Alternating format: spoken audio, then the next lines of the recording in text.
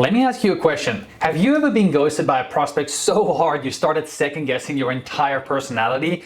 It's almost like 1 minute they're saying, this sounds amazing, this is exactly what I need, and the next minute, radio silence. Well, if that's happened to you, trust me, it's happened to me in the past before, and it probably happens to every single business out there.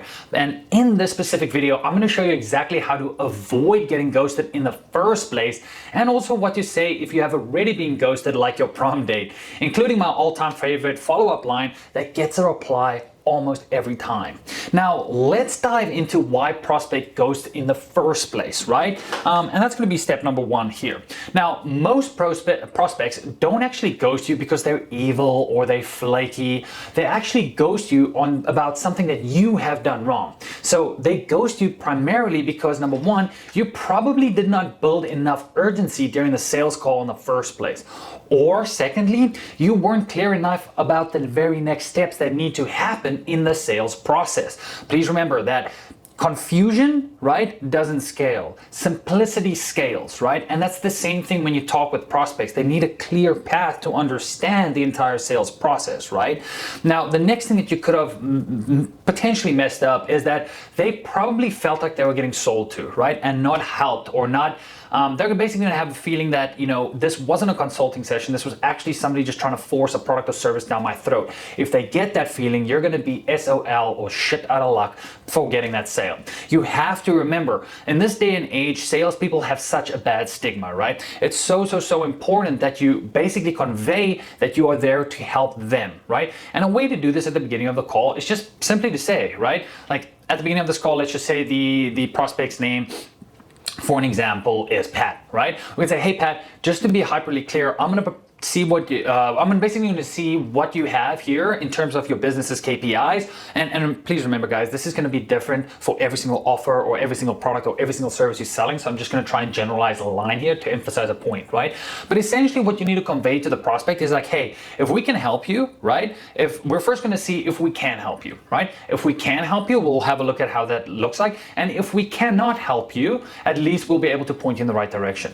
By saying up front that, you know, there's two possibilities. Either we can help you or we cannot help you. There is a two-pronged approach where, you know, you're not just trying to force something down their throat if it's not going to help them, right? So again, that way makes, and your specific wording around that makes it or breaks the actual call, right? And therefore, your goal is to have it come off as basically a chill consulting session instead of a sales, a sales call, right? Now, again, most people can also just, you know, they ghost because they feel like they're being sold to, or alternatively, this happens a lot. Life just got in the way. People get busy, right? It's not always personal. And I see closers, you know, take this personal all the time where they'll say, well, I just had this great conversation with this person.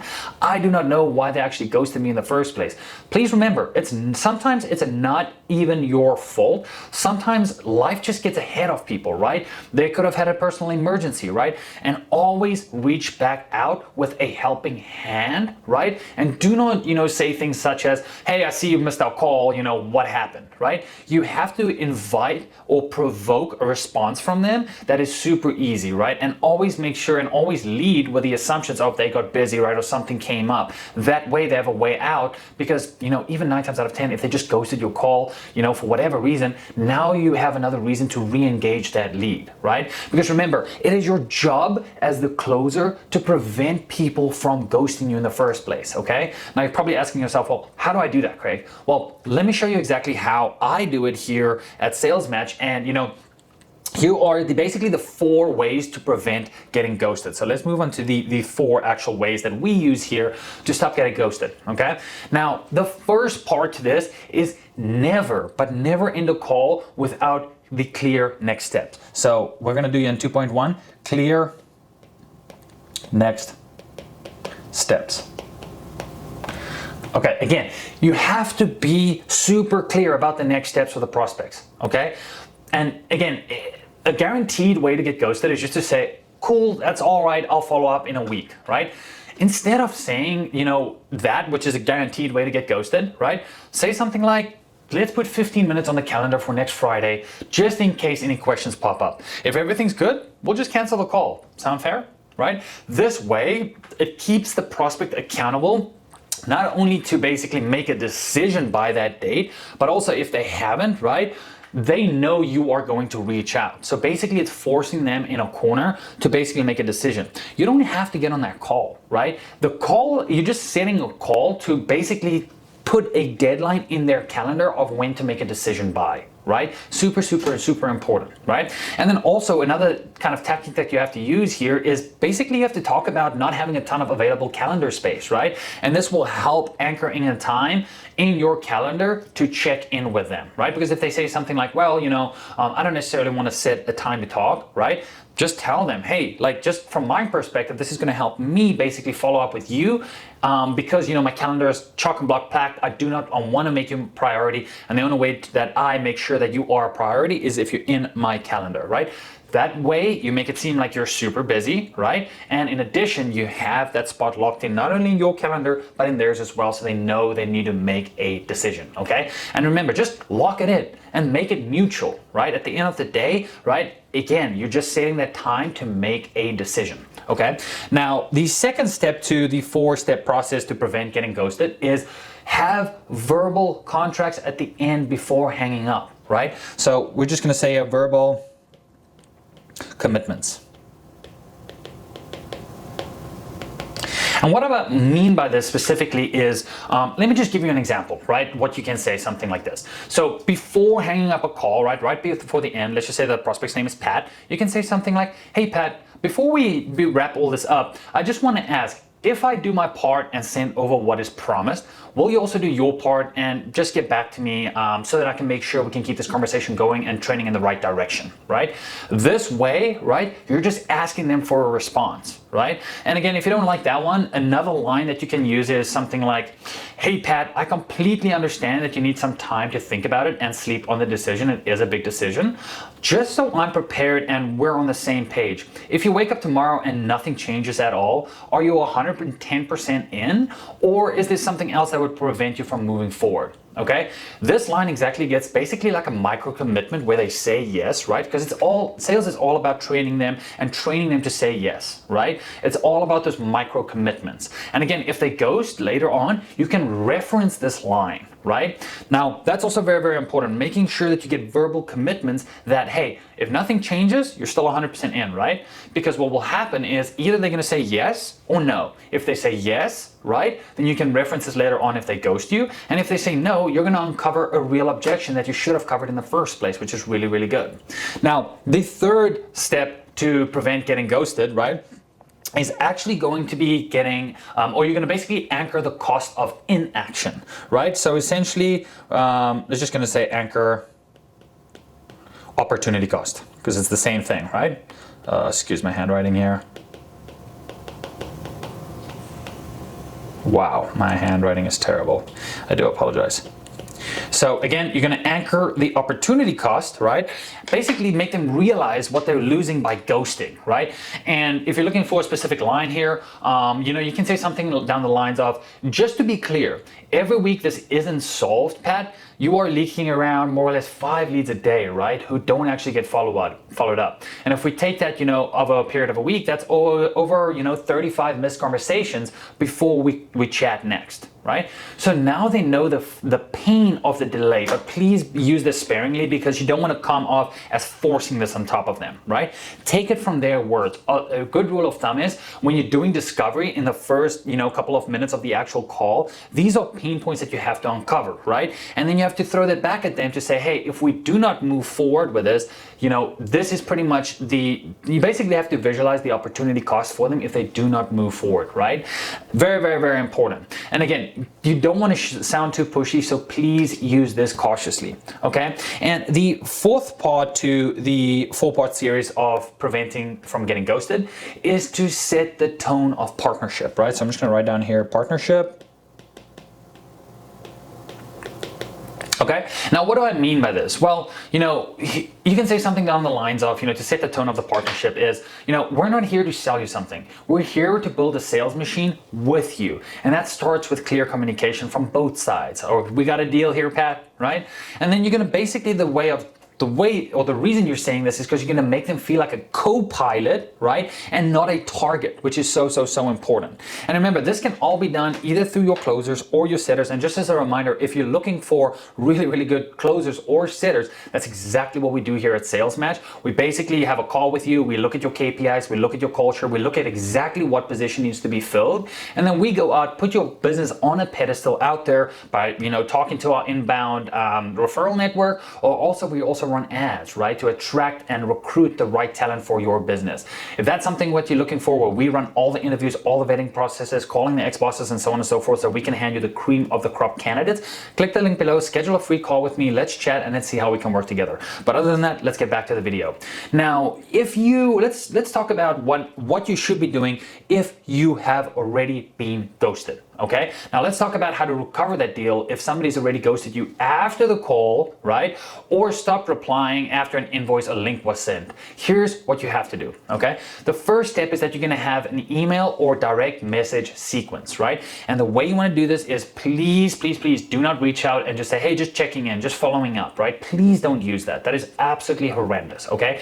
Use stuff such as humor, use soft pressure and permission, right? Now, the way we gotta do this is to basically send, 3 or 4 messages over the next 7 to 10 days, okay? For an example, I'm gonna give you some examples here. The first message that you can use is, let's just use my prom date text. I love this, right? So you can say something like, hey Pat, I feel like I'm chasing my high school prom date, in brackets, which was always bad for me, with a laughing out loud face, right? Where do we go from here, question mark, right? This is super, it's light, it's playful, there's no pressure, and it actually gets replies because it doesn't make, it doesn't make them, you're not pushing the blame on them, right? You're using humor to try and get a response out of that, okay? Now again, another line you can use here, or message 2 that you can send, is something like, hey Pat, I feel like I'm chasing my prom date again. Can you help me stop the PTSD by replying with one of the following messages? Or just one of the following, and you can have the 2 options. Option 1 is still interested if you want me to keep reaching out, or bugger off if you found another solution, right? This way, again, you're introducing humor into it, and you're inviting or evoking a response, right? Why? Because it's funny, it disarms any tension that there is, and it gives permission to say no, which increases the number of replies that you're getting. Okay.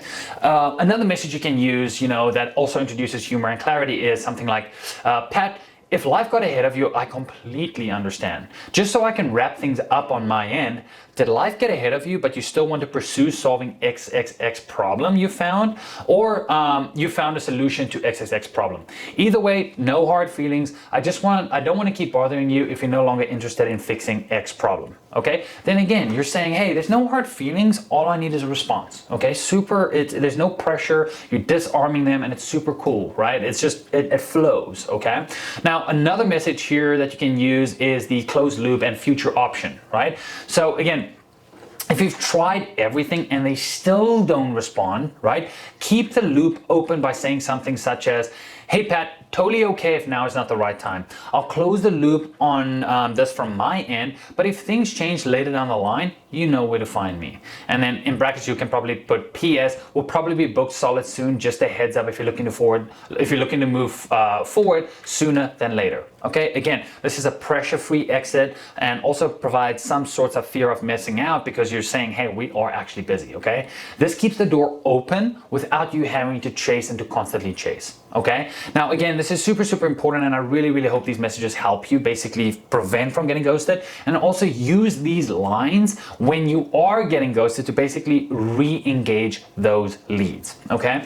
Now, again, if you really want to get creative, right, and this is one of the very best ways, and this is a bonus section here, record a quick 15 to 30 second selfie videos just of yourself on your phone, right, that you can send to the lead. Again, personalization wins, right? This is why every single setter and closer that has been hired or basically recruited by Sales Match, in our training, we literally tell people, hey, personalization wins, right? Always try to personalize every single message, and over and above that, record a selfie video, because that instantly creates credibility and also shows them obviously this is not some AI chat box, or this is not some automated message. This is really the founder, or actually the setter or the closer, that is reaching out personally, showing that they actually care about me. Okay, so what can you say in that 15 to 30-second video that you send them?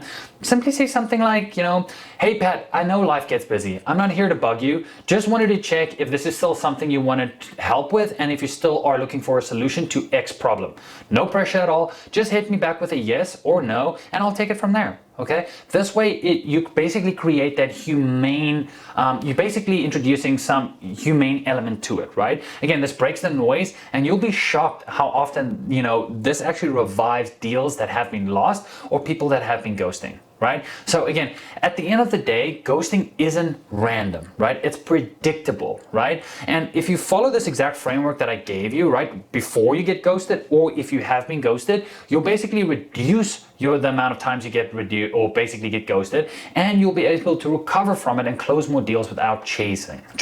Okay, so at the end of the day, if you're looking for really good closers or setters that can handle this exact framework and have been trained on this exact framework, click the link below, schedule a call to chat with me. We'll have a quick call to see exactly who you're looking for or what you're looking for. We'll go out there, we'll interview them, we'll vet them, we'll call the ex-bosses, we'll do all of the hard work and the groundwork, and hand you the cream of the crop, basically the prospects that you actually want to talk to that's going to make a difference in your business.